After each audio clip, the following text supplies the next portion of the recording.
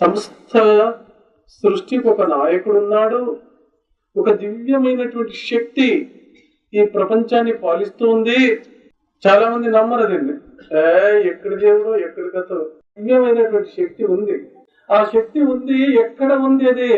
ఆ శక్తిని దేవుడు అంటున్నాము. ఆ చైతన్యం ఎక్కడ ఉంది అంటే మేము అనుకుంటున్నాము రాముని గుడిలో ఉంది అని అంటున్నాం, మసీదులో ఉంది అని అంటున్నాం, చర్చిలో ఉంది అంటున్నాం. ఇంకా కొంతమంది కాశీ రామేశ్వరంలో ఉందేమో ఆ దైవత్వం, ఆ శక్తి.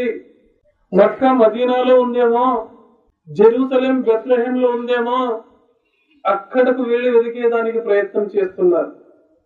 నిజంగా అక్కడ ఏమీ లేదు. ఇక్కడ ఉన్నట్లే రాళ్ళు అక్కడ ఉన్నాయి, ఇక్కడ ఉన్నట్లే నీళ్లు అక్కడ ఉన్నాయి.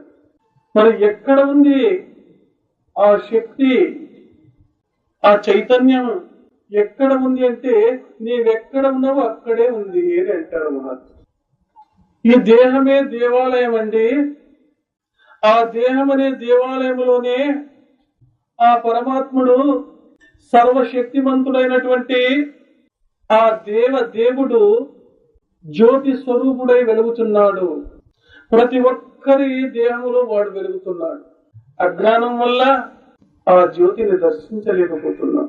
మరి ఆ జ్యోతిని దర్శింపజేసే మహానుభావుడు ఎవరు?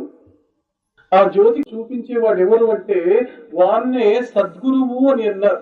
సత్ అంటే పరమాత్ముడు, వారిని దర్శింపజేసేవాడే గురు. గురి కలవాడే గురువు. గురి ఎవరికి ఉంటుందో ఆ దేవుని మీద వాడే గురువు.